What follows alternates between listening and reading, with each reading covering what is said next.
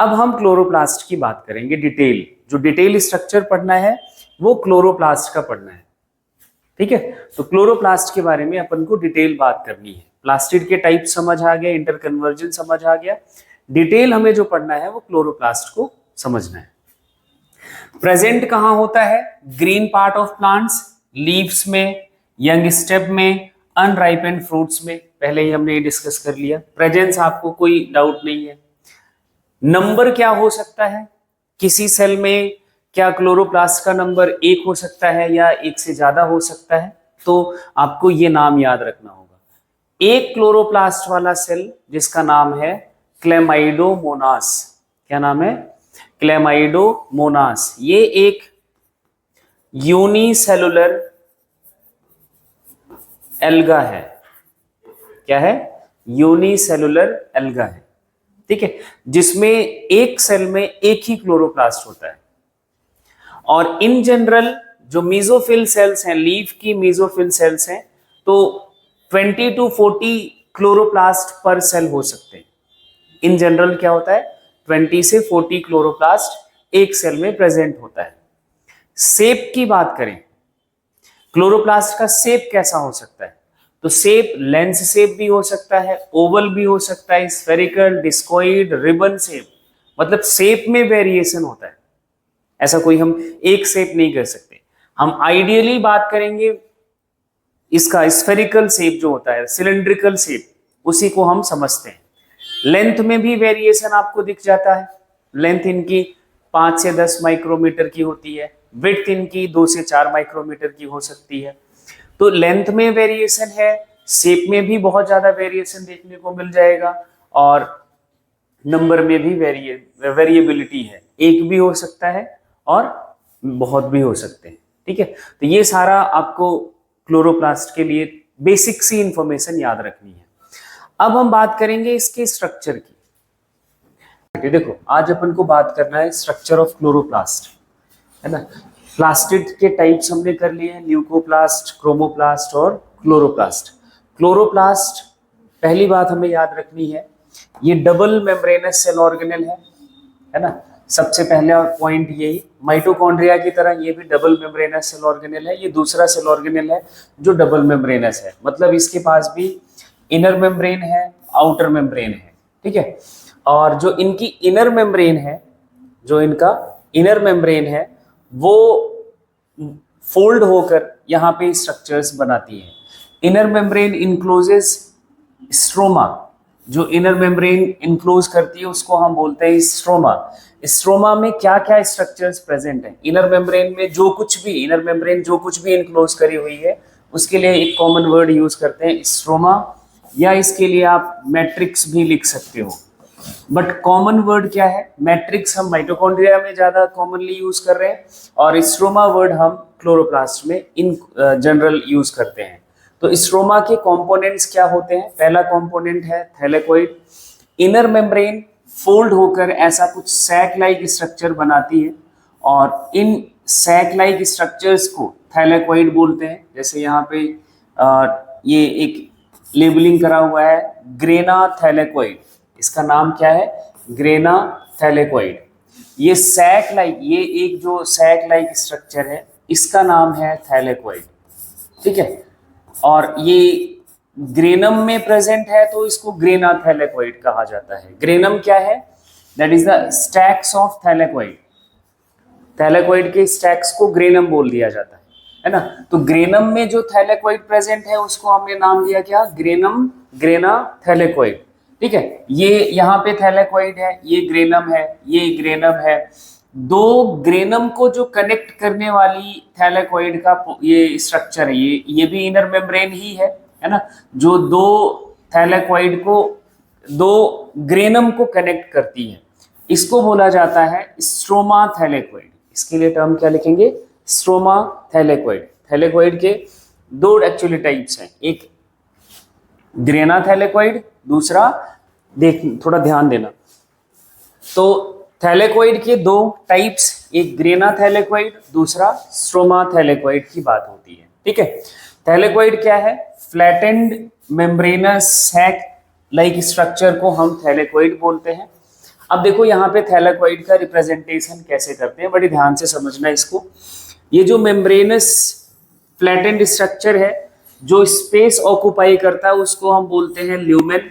इसको फिर हम इस तरह से बनाते हैं, दो लाइंस खींचते हैं, डबल मेम्ब्रेनस जो स्ट्रक्चर है। एक्चुअली ये डबल मेम्ब्रेनस स्ट्रक्चर नहीं है, ये सिंगल मेम्ब्रेन को रिप्रेजेंट करने का तरीका है। जो हम फॉस्फोलिपिड बाइलेयर बनाते हैं उसको रिप्रेजेंट करने के लिए ये दो लाइनें हम खींचते हैं। जो स्पेस यहाँ ऑक्युपाई होता है वो हमारा क्या कहा जाएगा, ल्यूमेन। ठीक है, ये आपकी फॉस्फोलिपिड बाइलेयर से घिरा हुआ स्पेस है। अब जो मैं बात बोलने जा रहा हूँ वो ध्यान से समझना, ये पॉइंट जो लिखा हुआ है, जो फोटोसिंथेटिक पिगमेंट्स हैं, क्लोरोफिल है, कैरोटिनॉइड्स हैं, है ना, जेंथोफिल है, या कैरोटीन एंड जेंथोफिल है, ये पिगमेंट के मॉलिक्यूल इसी मेम्ब्रेन में प्रेजेंट होते हैं, थैलेकॉइड के मेम्ब्रेन में प्रेजेंट होते हैं, थैलेकॉइड के मेम्ब्रेन में प्रेजेंट होते हैं। कहाँ प्रेजेंट होते हैं, थैलेकॉइड की मेम्ब्रेन में प्रेजेंट होते हैं पिगमेंट मॉलिक्यूल्स। तो पिगमेंट कहाँ प्रेजेंट होता है ये ध्यान रखना है, photosynthetic pigments are present in thylakoid membrane. कोई ऐसा आउटसाइड द वो या कोई मटेरियल में सस्पेंडेड नहीं है। These molecules are present in thylakoid membrane, proteinaceous structure है जो हमारा पिगमेंट है। अब फोटोसिंथेटिक पिगमेंट्स ग्रुप में प्रेजेंट होते हैं, ऐसा नहीं कि अलग अलग होगा, ग्रुप में ये मॉलिक्यूल्स प्रेजेंट होते हैं। वो ग्रुप कितना बड़ा हो सकता है, 250 से 400 मॉलिक्यूल का ये वो ग्रुप हो सकता है। मतलब जैसे मैंने ये यहाँ पे मान लिया कि कुछ पिगमेंट मॉलिक्यूल है, तो यहाँ पे ये पिगमेंट मॉलिक्यूल आपके 250 से 400 मॉलिक्यूल एक साथ प्रेजेंट होंगे। ठीक है, और इन ग्रुप ऑफ मॉलिक्यूल को बोला जाता है फोटोसिस्टम। इन मॉलिक्यूल को बोला जाता है फोटोसिंथेटिक फंक्शनल यूनिट या फोटोसिस्टम। इसको हम क्या बोलते हैं, फोटोसिस्टम। फोटोसिंथेसिस जब हम पढ़ेंगे तो आपको ये वर्ड समझना होगा, फोटोसिस्टम। ये फोटोसिस्टम, ये सब टर्म्स वहाँ बहुत जरूरत पड़ेगा। मतलब क्लोरोप्लास्ट का स्ट्रक्चर जिस बच्चे को बहुत ढंग से क्लियर होता है वही फोटोसिंथेसिस में एंजॉय करता है, क्योंकि बिना इसके स्ट्रक्चर को समझे आप फोटोसिंथेसिस का मैकेनिज्म समझ ही नहीं सकते। वहाँ एक बार फिर से हम क्लोरोप्लास्ट का स्ट्रक्चर रिकैप कराते हैं, थोड़ा सा बताते हैं, बट उतना डिटेल जितना डिटेल यहाँ डिस्कशन होता है वहाँ नहीं होता। ठीक है, तो पिगमेंट्स का जो ये पिगमेंट मॉलिक्यूल का जो ये ग्रुप है इसको हम क्या बोलते हैं, फोटोसिंथेटिक फंक्शनल यूनिट। ये कहाँ प्रेजेंट है, थैलेकॉइड के मेम्ब्रेन में। जो हमारी ये थैलेकॉइड है इसके मेम्ब्रेन में ऐसे आपके फोटोसिस्टम प्रेजेंट होते हैं। ठीक है, इनको बोला जाता है, एक और नाम दिया जाता है, that is the quantasome. Quantasome क्यों बोलते हैं, जो हमारी रेडिएशन एनर्जी है वो क्वांटा के फॉर्म में आती है, उसको हार्वेस्ट करने का काम इन्हीं का है।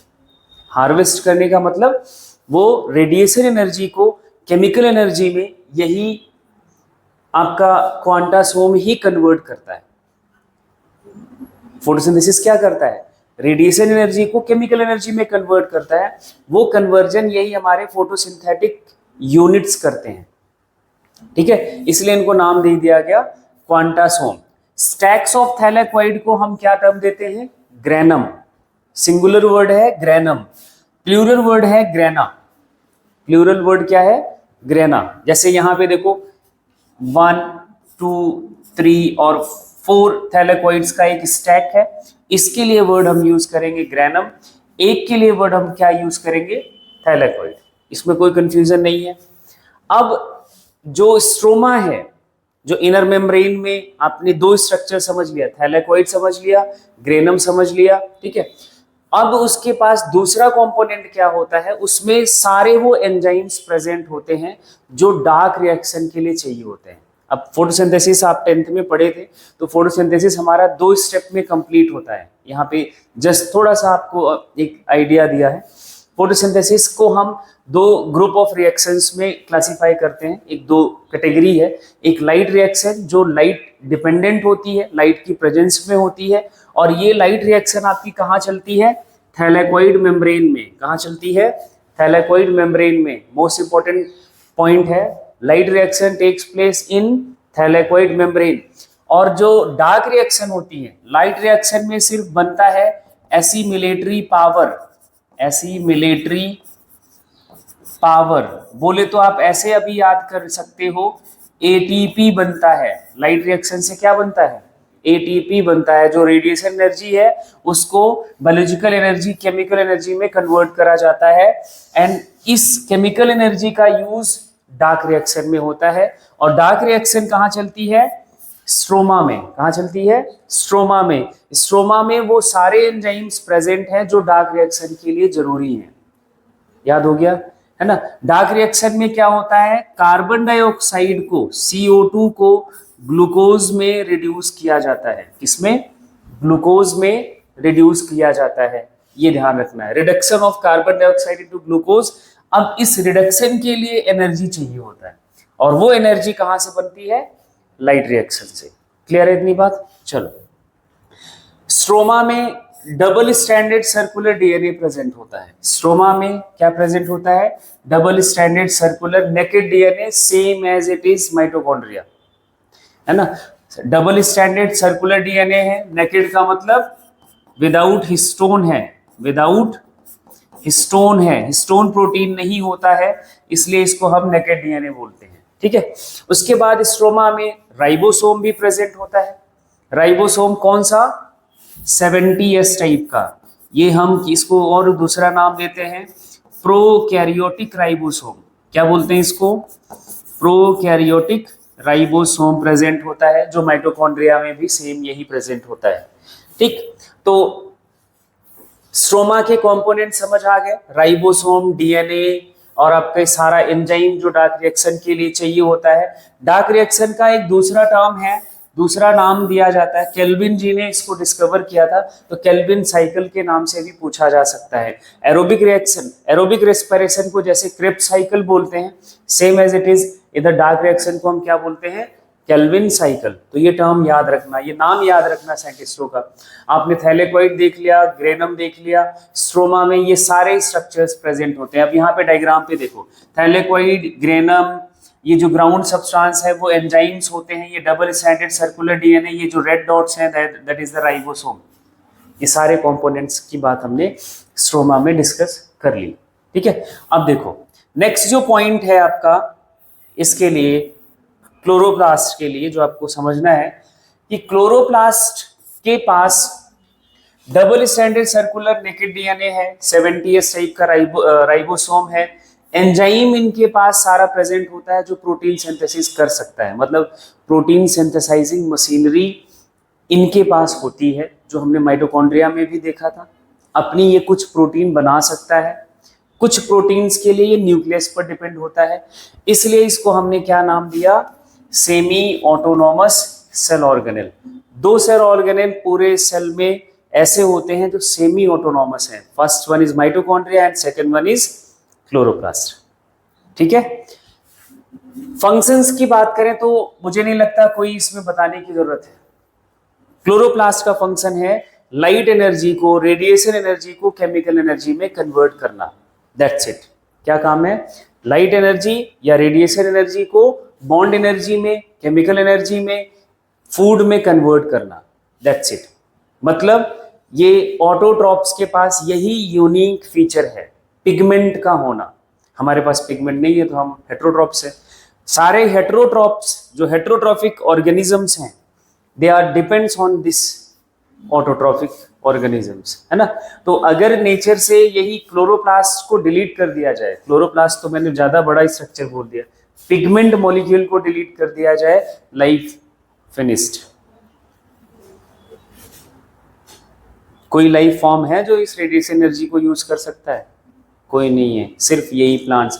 एंड प्लांट्स के पास वो क्या स्पेशल स्ट्रक्चर है? That this pigment. ठीक है, इतनी बात क्लियर है?